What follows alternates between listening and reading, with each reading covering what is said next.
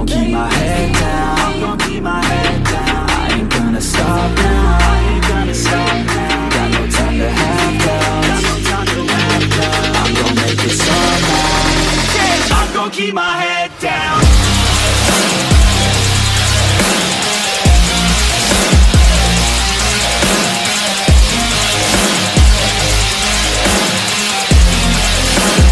I'm gon' keep my head down.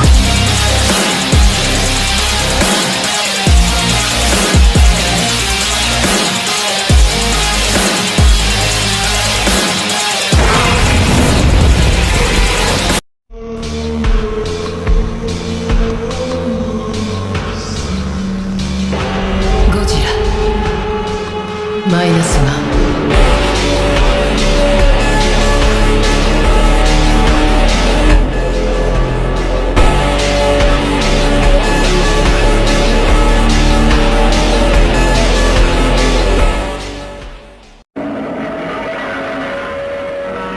-1Ano passado tivemos o lançamento do filme Godzilla -1, considerado por muitos, principalmente por mim, o melhor filme do Godzilla feito até hoje. Tanto que no começo do ano ele chegou até mesmo a receber o Oscar de melhores efeitos visuais.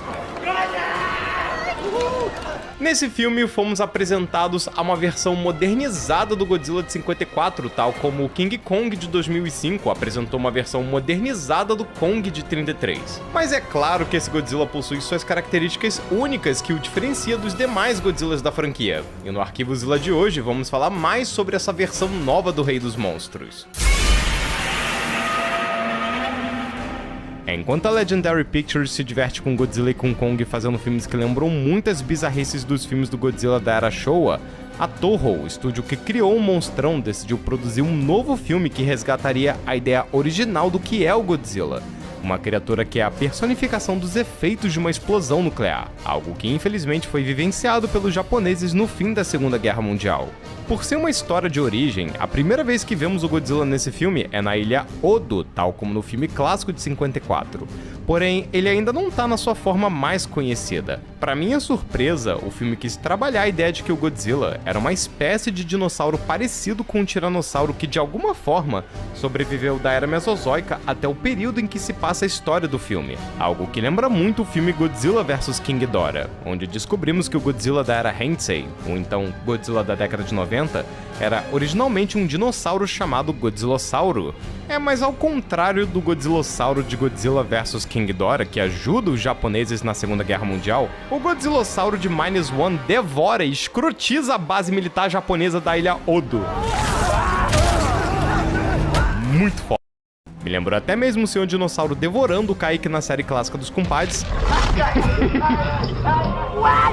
E claro, me lembrou também a Rex de Jurassic Park. E por falar em Rex, o design do Godzillossauro desse filme me lembra muito um dos designs descartados do Godzilla de 2014, que seria bem semelhante a de um tiranossauro. Provavelmente design esse que tentava emular mais a estética realista do filme, mas que eu acredito que foi descartado por destoar muito do personagem original. O governo japonês oculta o incidente com o Godzillossauro e diz que o ataque na Ilha Odo foi causado por forças americanas. Aí, um ano depois do fim da Segunda Guerra Mundial, os Estados Unidos começaram a realizar inúmeros testes com armas nucleares no Oceano Pacífico, e um desses testes acaba fazendo com que o Godzillossauro sofresse uma mutação. Vários navios começam a reportar a aparição de um organismo desconhecido colossal que está destruindo tudo em seu caminho. E os Estados Unidos, que estavam tendo várias tensões com a União Soviética, decidem não tomar nenhuma ação contra o suposto monstro, com medo de que os soviéticos pudessem confundir essas ofensivas com um ato de intimidação ou com um ataque direto e que isso resultasse em uma nova guerra mundial. Vem cá, vocês estão tacando bomba pra caraca no Oceano Pacífico por quê? Pô, é que tem um monstro gigante no mar destruindo tudo por onde passa, é mole?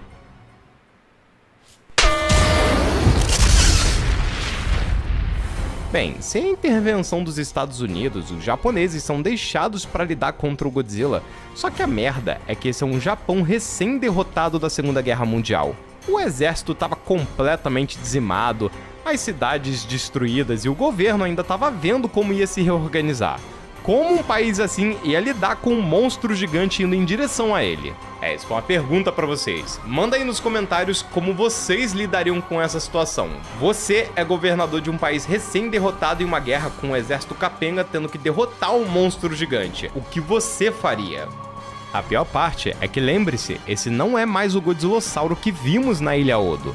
Esse agora é o Godzilla na sua forma mais familiar. Aí aquelas características básicas, né? Pele e colete à prova de balas, brinca tanto na terra quanto no mar. Olha lá ele referenciando Jaws. Reboca cidades como se ninguém fosse ficar... Não respeita os trens, porém aí vem as grandes diferenças. Ironicamente, a primeira que eu ia citar é o fato de que, em comparação com os demais Godzillas que vimos nos últimos anos, esse é relativamente menor. Mas lembre-se dos ensinamentos do mestre Yoda. Tamanho importa não, mané.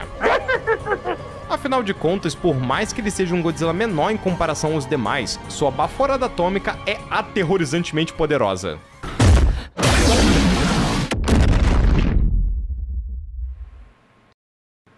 Que melhor forma de resgatar o significado do Godzilla senão esse? O raio atômico do desgraçado literalmente causa uma explosão nuclear. Essa baforada atômica é tão poderosa que assim que é usado, o Godzilla precisa dar uma pausa para se regenerar, porque a explosão é tão forte que chega a machucar ele. Sim, e sobre a regeneração, pois é, esse Godzilla tem um aterrorizante poder de regeneração acelerado que me lembra muito a câmara de regeneração daquele filme Elysium. Teve algumas pessoas que falaram que lembra também muito o fator de cura do Hugh Jackman. Um fato interessante é que, de acordo com uma entrevista com o diretor Takashi Yamazaki, esse poder de regeneração já era uma habilidade nativa do Godzillossauro antes da mutação. E essa habilidade foi o que permitiu o Godzillossauro a sobreviver desde as eras antigas até a era contemporânea. E de acordo com a novelização de Godzilla Minus One, esse poder de regeneração permitiu que o Godzillossauro sobrevivesse aos testes nucleares americanos no Pacífico. Porém, a mutação que ele sofreu foi causada porque esse poder de regeneração tentou restaurar o Godzillossauro na sua forma original. Só que o excesso de material radioativo fez com que o poderzinho de regeneração ficasse doido e aí acabou saindo um monstrão com raiozinho bomba atômica. Beleza, o bicho é impenetrável e tem poderzinho apelão. Como derrotamos ele? Bem, no filme aprendemos que esse Godzilla pode ser extremamente resistente no exterior, mas o seu interior é vulnerável e, sabendo disso, o protagonista do filme, o piloto kamikaze Koichi, depois de ver que o primeiro plano para matar o Godzilla não deu certo, voou com seu caça modificado em direção à boca do Godzilla. O avião havia sido modificado para carregar uma bomba e isso resulta em uma enorme explosão que detona a cabeça do Godzilla, o fazendo se desintegrar. E eu só queria comentar que a desintegração do Godzilla aqui me lembra muito a forma como o Shao Kahn morre no Mortal Kombat 3. O interessante é que outro monstro da Toho também tem uma fraqueza semelhante e também foi morto de forma parecida. O então Varan, o não acredito, ou o inacreditável se você for sem graça.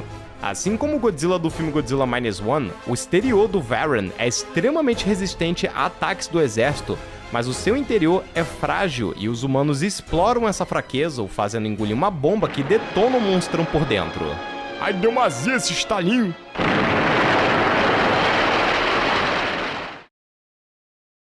Apesar do Godzilla ter sido desintegrado, antes dos créditos do filme vemos uma cena em que uma das partes que soltou dele começa a se regenerar, indicando que esse Godzilla em breve vai estar de volta.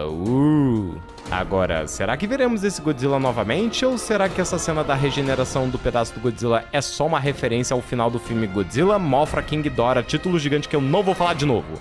Bem, só o futuro vai nos dizer. Mas uma coisa é certa, essa não será a última vez que veremos o Rei dos Monstros em ação.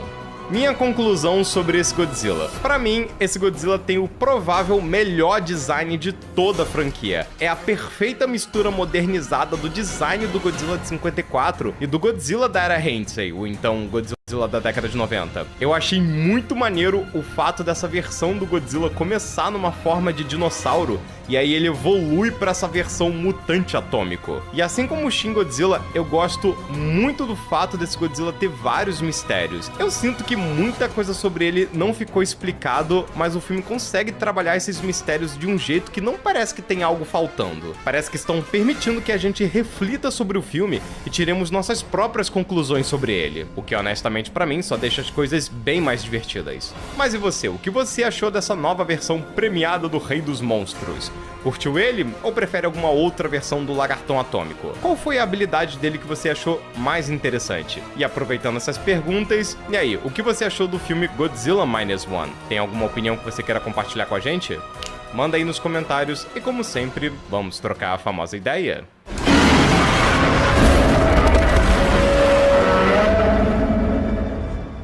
Se Godzilla Minus One tiver uma sequência, o filme vai se chamar Godzilla Minus Two?